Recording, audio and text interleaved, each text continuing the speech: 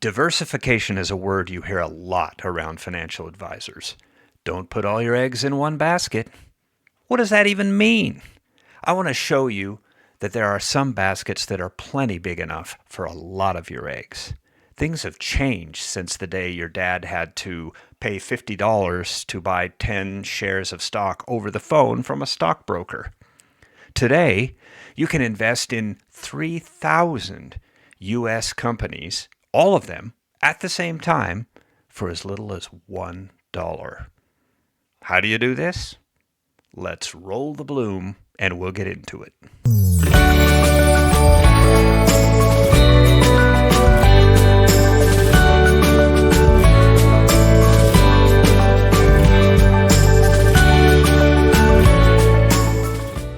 The concept of diversification is simple enough. Owning stock in many companies reduces the risks associated with failure in any one of those businesses.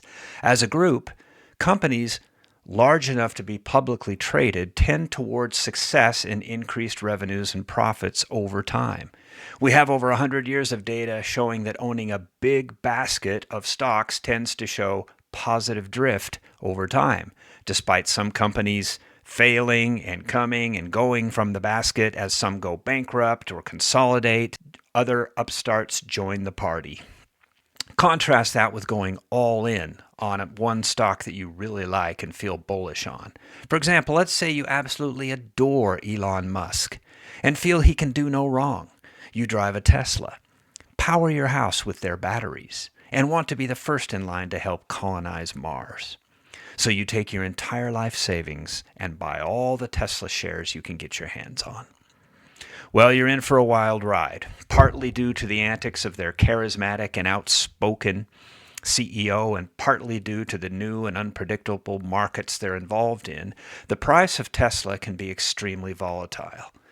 Anything could happen with one stock. SpaceX rockets could crash and burn. Another company might beat Tesla to market with new battery technology. Things we can't even imagine in a future we can't see.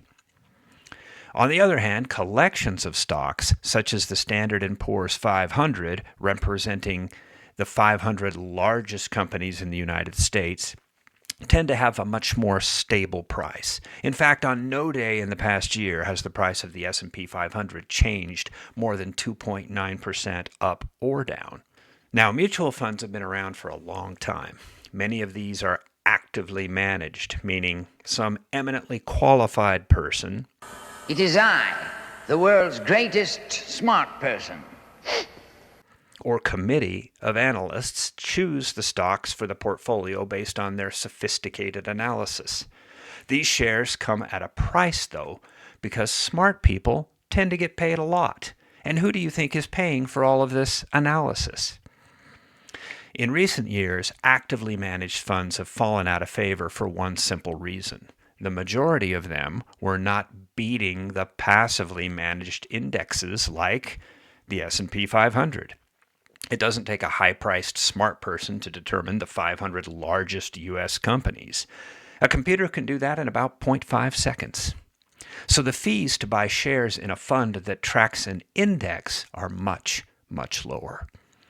An ETF, or exchange-traded fund, differs from a mutual fund in that they usually track an index like the S&P 500 or the NASDAQ 100, or a selection of companies from a single sector like finance, healthcare, utilities, or real estate. Since they track indexes or indices, I guess it could be either one. The stocks are selected by set rules that don't require active management, and the fees are kept low. The shares of an ETF are traded on the exchange just like an individual stock, and you can buy and sell options on them even. But that's an advanced topic for another video. Let's not get ahead of ourselves. Let me show you the extreme example I referred to in my intro. Behold, the Vanguard Total Stock Market ETF, or VTI for short. Now, the name is a bit misleading because it does not include every single stock in the U.S. market, but does include 3,644 of them, which is a boatload of diversification no matter how you look at it. Now, it wasn't just clickbait, friends. Here it is. Even though a share of VTI is currently going for $301.61, the minimum investment is just $1.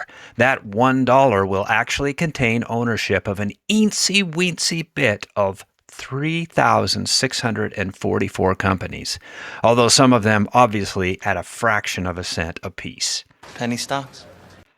And because VTI is an exchange-traded fund, you don't need to have a Vanguard account to buy it. It's listed on the New York Stock Exchange, and you can buy it on Fidelity or Schwab or wherever you trade stocks. And look at this expense ratio. This is the only fee you'll ever pay to own or trade this ETF, 0.03% annualized. Honestly, it's hard to imagine a better deal. That's $300 a year on $1 million invested. That's right. You can invest in 3,644 different companies in a single share, buy and sell the shares with no fees for $1 million account for 82 cents a day. And of course, it's much less for smaller accounts. Vanguard is not paying me to show you this. I wish they would! And you shouldn't get too excited about one ETF like VTI because it's not necessarily the greatest thing since sliced bread. There are plenty of options in the ETF universe, and you should shop around for what fits your investing style best. For any ETF, you need to dig deeper than just the high-level description and expense ratio. You need to take a hard look, for example, at the long-term performance. And we're looking at 10 years worth of VTI here, and we can see that it very closely follows the overall upward trend of the total stock market. This fund's assets are worth over $483 billion altogether. This is a monster fund, one of the biggest ETFs in the world. Now we need to pause here to talk about another important ETF concept, and that's weighting. There are two most common ways that an ETF can be weighted. Number one, by market capitalization. Bigger companies have a bigger slice of the pie. For example, Apple is currently the biggest company in the world at over $3.5 trillion in value. So in any ETF that is weighted by market capitalization, or the number of shares times the share price, Apple is always going to be the number one holding if it's included in the ETF. The biggest slice of the pie. Is that apple pie I smell? You'll own smaller chunks of smaller companies included in the ETF. Now, the second way that an ETF can be weighted is equally. This means that each stock is equally represented in the ETF. If the fund includes 100 stocks, each stock will be worth exactly 1% of the value, and this will be rebalanced and updated as frequently as every day. It's only fair, Audrey. FYI, equally weighted ETFs usually have higher expense ratios because a lot more buying and selling of shares is necessary to keep them equally balanced. It'll cost you a bit more, but may be worth it if you don't like your investment to get out of proportion or tilted toward certain companies or industries. Now, back on the VTI page, let's scroll down to our weighted exposures. VTI is more than a third invested in technology, and all other sectors have a much smaller representation. For example, real estate makes up only 2.8% of the investment. If you're very bullish on real estate long term, you may reach the conclusion that VTI is not your ideal ETF for a big portion of your investment. Now, moving on down to holding details. Surprise, surprise, look at that. Apple is the number one holding of VTI at 6% of the total fund, or 5.94% anyway.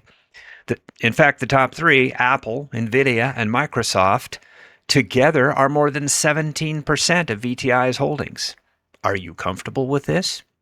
There's a reason why these companies have the most weight in the fund. They've been incredibly successful over time and have become the world's most valuable companies. Will they continue to be so? That's for you to decide. Do you feel like this is too much concentration in the big technology sector, you may want to look at some equally weighted funds and compare. Now, if we were to randomly go way down the list here in VTI holdings, say to page 109, you can see that these are much smaller companies, but there are still some that you recognize. Dutch Brothers Coffee, Six Flags, WD-40, for example. You'd own them all with VTI, all of these companies, but at only about 1/10 of a penny on each dollar invested. Would you rather have a bigger investment in small companies? Again, it's something to consider when you're looking at VTI and other ETFs. Those are the basics of ETFs. A couple more important things to keep in mind. First of all, there are hundreds of ETFs, and it's easy to get overwhelmed as you shop around on the different websites. Don't get confused by the different brand names because there is a lot of overlap. For example, there are 24 different funds that track the S&P 500 index. These funds will have virtually identical performance over time, so you may want to simply make expense ratio your deciding factor. And also, there's no need to own a ton of different ETFs. Again, so many of them overlap. For example, if you have an S&P 500 ETF like SPY and a NASDAQ ETF like QQQ, Apple is going to be your top investment in both, so it's a bit redundant. When a thing is redundant, it is eliminated. However, you may want to have 2 or 3 ETFs if, for example, you want exposure to both large stocks like those in the S&P 500 and smaller companies like those in the iShares Russell 2000 ETF, or IWM, which has no company in it with a market cap higher than about $8 billion. Then maybe add to that an ETF focus on a sector that you're very bullish on, such as financials, real estate, or energy. Just keep in mind, your other ETF choices may already be including those sectors to some extent. ETFs can make up a core part of your long-term investment portfolio, especially assets inside retirement plans like traditional and Roth IRAs, where you don't have to worry so much about capital gains and other tax considerations as your balance grows within the account over time. Here at Late Bloomers, we talk about many active and passive investing strategies along with mindset, legacy, and health topics. Please subscribe to this channel as well as the email newsletter linked to in the description.